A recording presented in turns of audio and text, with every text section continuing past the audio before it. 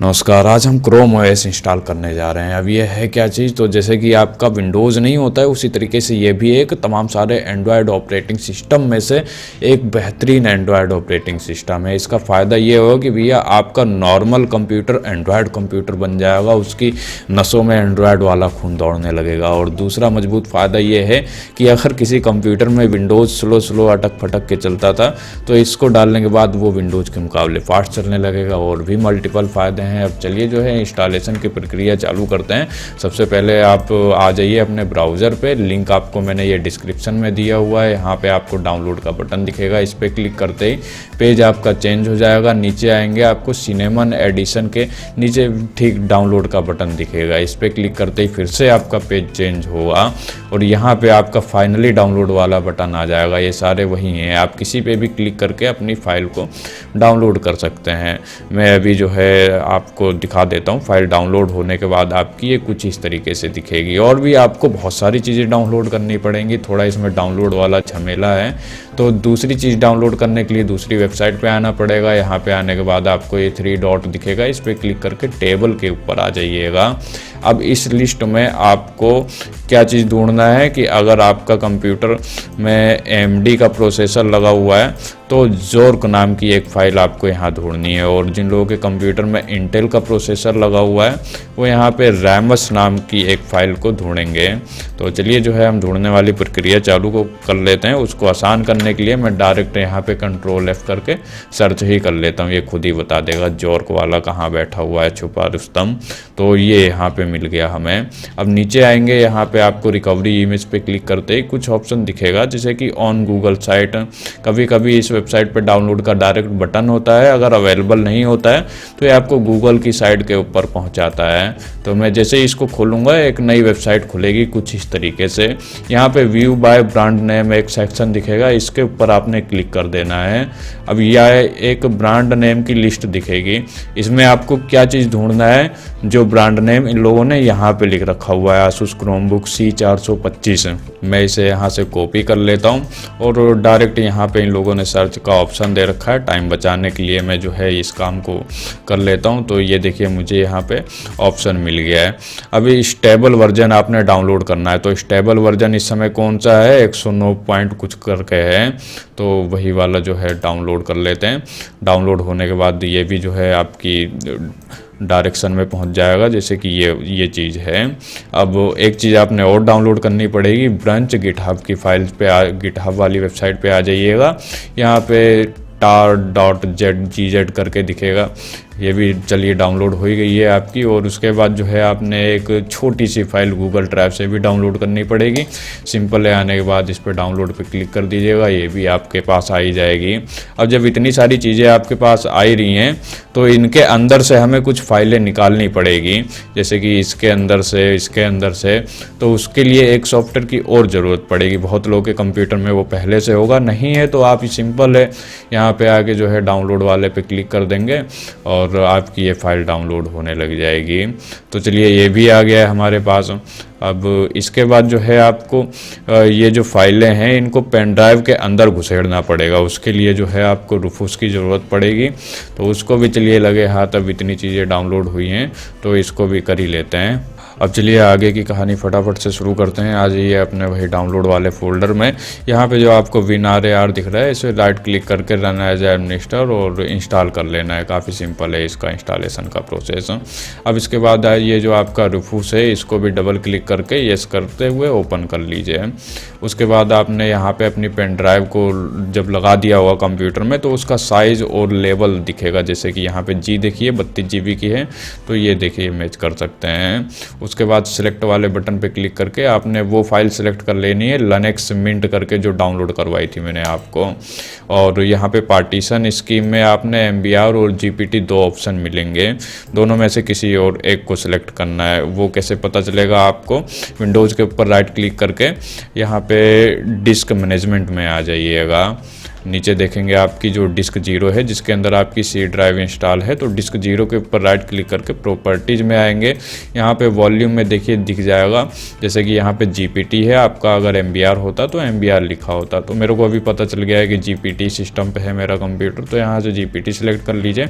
और file system में ध्यान से देखिएगा, कुछ गड़बड़ मत करना है, यहाँ पे NTFS सिलेक्ट कर लेना है और उसके बाद आपने स्टार्ट पे क्लिक कर लेना है और ओके करिए, फिर से ओके। अब आपकी जो है पेन ड्राइव एक बार फॉर्मेट होगी और फॉर्मेट होने के बाद ये वाली फ़ाइल उसी के अंदर घुस जाएगी। उसके अलावा कुछ फाइलें हमें वहाँ पे और पहुँचानी होंगी, वो हम मैनुअल पहुँचाएंगे। उसके लिए दोबारा से फाइल मैनेजर एक नए विंडोज़ में ओपन कर लीजिए और पेन ड्राइव के अंदर आ जाइएगा। अभी बूटिंग की प्रोसेस चालू है, फिर भी मैं एक काम करे ले रहा हूँ। तो यहाँ पे राइट क्लिक करके आपने एक नया फ़ोल्डर बनाना होगा। न्यू पे आइए और फोल्डर का नाम क्या रखेंगे ध्यान से देख लीजिए, CHRO क्रोम और OS। देखना ध्यान से, स्पेलिंग में कोई मिस्टेक नहीं होनी चाहिए। फिर उसी के अंदर आपको आ जाना है।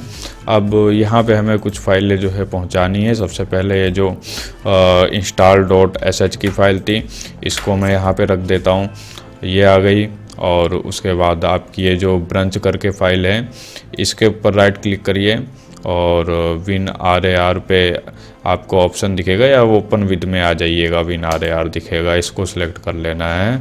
इधर ऊपर की साइड में एक्सट्रैक्ट का ऑप्शन जो है, इसी के ऊपर क्लिक करके ओके कर लीजिए।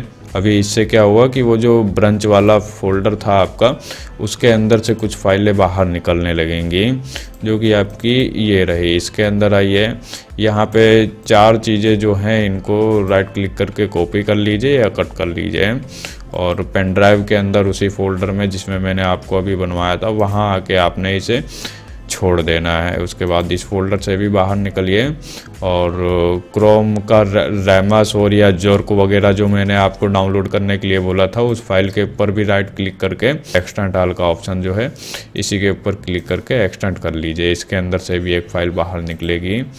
कहाँ गई हमारी, ये रही फोल्डर के अंदर। अब यहाँ पे थोड़ा ध्यान से देखिएगा। ध्यान से क्या मतलब, इस फाइल को आपने रीनेम करना है। किस टाइप से रीनेम करना है, तो देखिए जिन लोगों के कंप्यूटर में, फिर से बोल रहा हूँ, AMD का प्रोसेसर लगा हुआ है वो इस नाम से रीनेम करेंगे, ठीक है। और जो लोग इंटेल वाला प्रोसेसर यूज कर रहे हैं वो इस नाम से इसे रीनेम करेंगे। मैं इसको जो है हो सकेगा तो डिस्क्रिप्शन में लिख देता हूँ। यहाँ पे राइट क्लिक करके जो है रीनेम पे आता हूँ मैं और सबको सेलेक्ट करके बैक करके ये नया नाम डाल देता हूँ। अब इसके बाद आपने एक चीज़ और करनी पड़ेगी। आपकी जो पेन ड्राइव के इंस्टॉल install.sh वाली फ़ाइल मैंने करवाई थी ना, इसके ऊपर राइट क्लिक करके आइए और ओपन विद में आने के बाद आपको नोटपैड सेलेक्ट करके इसके अंदर ओपन कर लेना है। यहाँ पे ध्यान से देखिए, जो लोग इंटेल की साइड में हैं तो यहाँ पे जैमस और _recovery.bin करके लिखा हुआ है, तो वो लोग इसे छेड़ेंगे नहीं। जो लोग AMD वाला सारा सेटअप कर रहे हैं तो उन्होंने छोटा सा काम ये करना है कि ये जैमस की जगह पे, मैं बड़ा करके आपको दिखा देता हूँ, जैमस की जगह पे जॉर्क लिख देना है, ZORK। और यहाँ पे आने के बाद सेव पे क्लिक कर लीजिएगा। मैं यहाँ पे इसको अभी सेव नहीं करूँगा क्योंकि मेरा इंटेल का सारा सेटअप था, तो इसमें जैमस ही लिखा हुआ होगा। बस इतना सा काम था, जो है आपका काम कंप्लीट हो गया है। अब लगे हाथ एक काम और कर लीजिए, वो जो रैमस रिकवरी बिन वाली फ़ाइल आपने अभी जो रीनेम करी थी ना, उसको कॉपी कर लीजिए और यहाँ पेन ड्राइव के अंदर डाल दीजिएगा। तो कुल मिला के आपके पास पेन ड्राइव के अंदर जो फोल्डर बनवाया है मैंने, उसके यहाँ पे 6 फाइलें आ जाएंगी। सारी प्रोसेस को एक बार ध्यान से देख लीजिएगा, हो सके तो वीडियो बैक करके देख लेना। फिर जब इतना तिगड़म करने के बाद आपकी पेन ड्राइव रेडी हो जाएगी तो इसको अपने कंप्यूटर में लगा दीजिएगा और कंप्यूटर को बोलना कि इस बार जब आप चालू होना तो इसी पेन ड्राइव के अंदर एक मैंने क्रोम OS डाल दिया है, उसको चालू कर लेना। ये सारा काम जो है थोड़ा कॉम्प्लिकेटेड है, इसको समझने के लिए अगर आपको नहीं मालूम है तो एक वीडियो मैंने डाल रखा है, हाउ टू बूट USB, इसको चेक कर लीजिएगा, आपका काम आसान हो जाएगा। बाकी जैसे ही आपकी पेन ड्राइव कंप्यूटर में बूट होगी, इस तरह के ऑप्शन दिखेंगे। इसमें यहाँ पे सबसे ऊपर वाला सिलेक्ट कर लीजिए, फिर आपका कंप्यूटर बूट होने लगेगा। मैं ये लाइव कंप्यूटर पे आपको सारी चीज़ें दिखा रहा हूँ, तो कैमरे वाली वीडियो में थोड़ा दिक्कत हो सकती है, तो एडजस्ट कर लेना, कोई बात नहीं है। अभी चलिए बूट हो रहा है, हो जाने दीजिए इसे। तो फिर जैसे ही आपको डेस्कटॉप नज़र आ जाए, यहाँ पे आपने सबसे पहला काम ये करना है कि नीचे देखिए इंटरनेट के लिए आपको कुछ ऑप्शन दिखेंगे। यहाँ पे अगर वाईफाई वगैरह कुछ आ रहे होंगे तो आपने वाईफाई कनेक्ट करना है। कुल मिला के मतलब ये है मेरा, क्योंकि इसमें इंटरनेट की थोड़ी ज़रूरत पड़ेगी, थोड़ी क्या पूरी ज़रूरत पड़ेगी। चलिए मैं कनेक्ट कर लेता हूँ, फिर आगे की प्रक्रिया चालू करेंगे। प्रक्रिया ये है कि नीचे की साइड में आपको एक फोल्डर दिखेगा, फाइल मैनेजर आपका, इसे ओपन कर लेना है। यहाँ पे फाइल सिस्टम में आइएगा, ऊपर CD रोम दिखेगा, इसके अंदर आ जाइए और यहाँ पे वही जो आपने क्रोम ओएस का फोल्डर बनाया था वो दिख जाएगा। इसके अंदर आने के बाद राइट क्लिक करिएगा और यहाँ पे ओपन इन टर्मिनल जो है इसको सिलेक्ट कर लेना। अब एक टर्मिनल आपका खुलेगा, इसके अंदर एक कमांड लिखिए su sudo sh install.sh और फिर एंटर कर दीजिएगा। अब सारी इंस्टॉलेशन की प्रोसेस ऑटोमेटिक होगी। कुछ कमांड्स वगैरह टाइप हो रही हैं, सिर्फ आपसे एक बार येस और नो के लिए पूछेगा। तो यहाँ पे येस लिख के जैसे ही आप एंटर करेंगे, अब जो है आपका काम पूरा ऑटोमेटिक हो जाएगा। आपने करना क्या है, कुछ नहीं, एंजॉय करना है और लाइक सब्सक्राइब ना किया हो तो वो भी कर लीजिएगा। तो कंप्लीट होने के बाद यहाँ पे देखिए सक्सेसफुली इंस्टॉलेड का मैसेज लिखा हुआ आ गया है, मतलब आपका काम हो गया है। अब जो है आपने कंप्यूटर को बंद कर देना है। यहाँ पे आइए, रीस्टार्ट वाले पे ही क्लिक कर लीजिए। फिर ये आपसे कहेगा कि आपने जो पेन ड्राइव लगा रखी है कंप्यूटर के अंदर उसको हटा लीजिए और फिर हटाने के बाद आपने एक बार एंटर दबा देना है।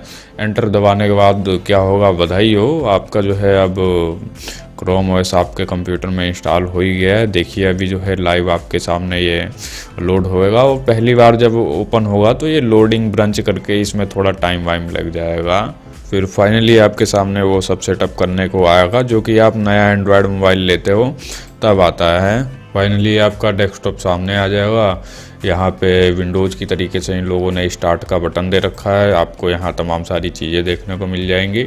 उसके अलावा डायरेक्ट आप जैसे कि एंड्रॉयड वाली कोई भी चीज़ कंप्यूटर में डालना चाहते हैं तो प्ले स्टोर दे ही रखा है इन लोगों ने, जो मर्जी आपने डालना है डालिए, एंजॉय करिए। और यूट्यूब वगैरह लोग ज़्यादा चलाते हैं तो यूट्यूब का तो इन लोगों ने डायरेक्ट आपको डेस्कटॉप पर ही दे रखा है। मेरा नेट अभी थोड़ा स्लो चल रहा था इसमें तो खुलने में टाइम लग गया। बाकी अगर आपने लाइक सब्सक्राइब में टाइम न लगाया हो तो ज़रूर लगा लीजिए और कोई विचार वगैरह हो तो वो आप कमेंट सेक्शन में शेयर कर ही सकते हैं। बाकी आपका बहुत बहुत धन्यवाद। चलता हूँ, मिलूंगा अगली वीडियो में। जय हिंद, जय भारत।